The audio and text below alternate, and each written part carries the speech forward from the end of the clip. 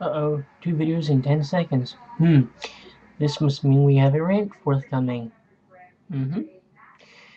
Now, I'm going to do this video, and I'm going to preface this by saying, I respect everyone's opinion on a subject.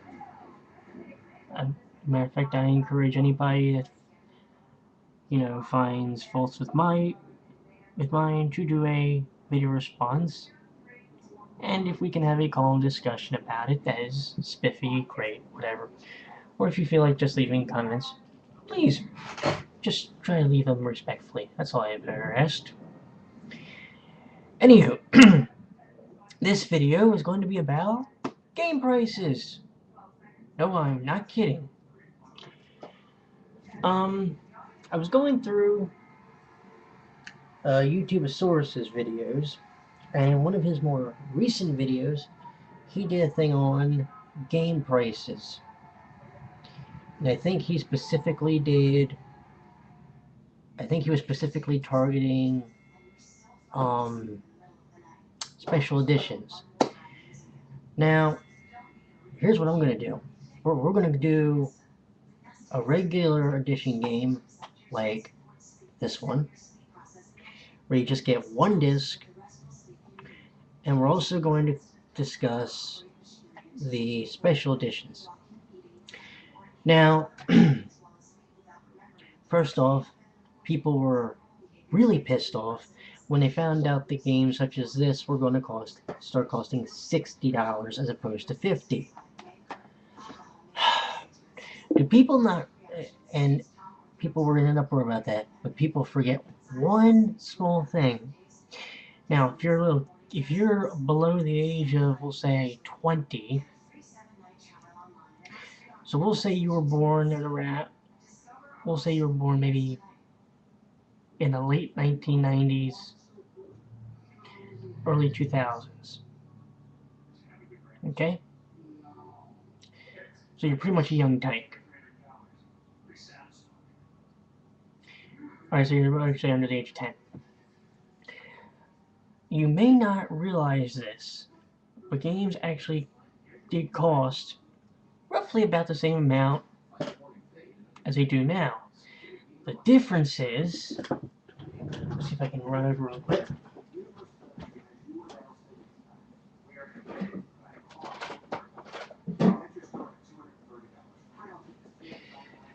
The difference is, sorry about that, the games look like this, not this. Okay? You could fit way less on one of these than you could on a Blu-ray disc or a DVD, or even a CD for that matter. Now, not many people really complained, but see, back then also, companies weren't really doing collectors / limited editions versus standards. You just had the one game, you had the one version, and it was $50. That's it. You also didn't have this big deal about people trying to mod their systems, I don't think, to play import games, or the whole issue of region encoding versus whatever, versus not doing it, which, by the way, I think region encoding is bullshit, but that's another story. Go watch my reel on that if you don't believe me. So here's my whole thing, right? So, okay, so back then, they were still $50 and sometimes 60.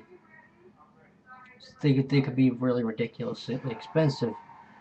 Also, for people that think that the price of the PS3 was ridiculous when it first came out, do I need to remind you about a system that was called the 3DO? I do?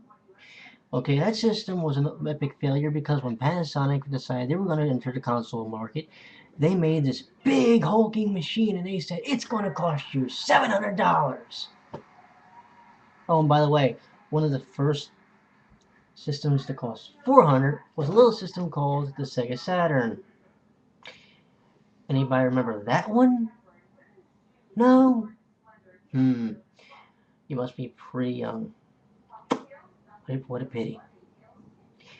Yeah, I still think it's the Sega Saturn is one of the coolest systems I ever had the pleasure of owning. It was just very limited when it came to hardware space. But anyway, so games back then, when they were coming out on CDs or cartridges, they cost around $50.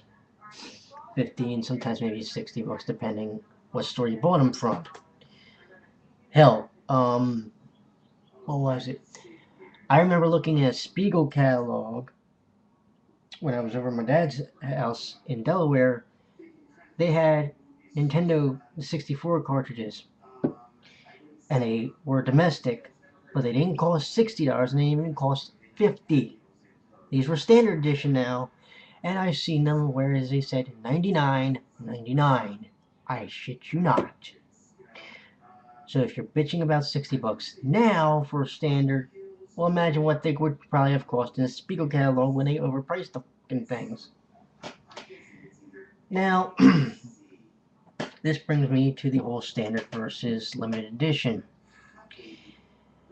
Standard edition games now generally cost about $60. Okay? There are occasions where they will cost less than that. The new Street Fighter 4 game coming out, Super Street Fighter 4, will be $40 as opposed to $60. Okay? I don't know why they're doing that as far as pricing, but they are. But we should be grateful and not bitching about it. Okay?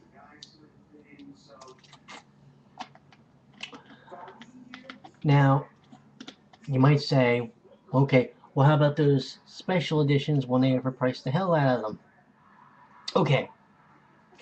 If we're talking a price difference between $60 to $90, I'm with you. It's ridiculous. But if we're talking a price difference between 60 and 70, I might still be with you, but I'm not going to be totally behind you because, yeah, it's a $10 difference. And think about this. Okay, I'll give you an example. I bought, what was it? Ninja Gaiden 2 Sigma. Excuse me. Yeah, well, Ninja Gaiden Sigma 2 for $70. $10 more than the standard edition. For that extra $10, I got an art book, a CD, and a code to download different costumes if I wanted to. Okay? I chose not to do that, but I do have the soundtrack and the art book and the mini strat guide that's from the thing. Conversely, if you think that paying $70 is, rape, go look on, what is it? JapanVideoGames.com. Now I love that site, but they have they have that same collector's edition, and I think it costs a lot more than that, like over $100. As does the Metal Gear Solid 4 collector's edition. Oh yes, there is one, but it was only released in Japan, but you can get it off that site for like $100 some. So I'm not trying to hear that. Oh, you also love this one. For anybody that really wants to complain about the price of the games, consider the following. When the import version of Final Fantasy 13 came out, the cover was just a generic white cover with the Final Fantasy logo on it. And it cost, dig this, between $100 to $110, depending what Japan Video Games decided on pricing it that day. Yeah. And you got nothing with that. Nothing. So,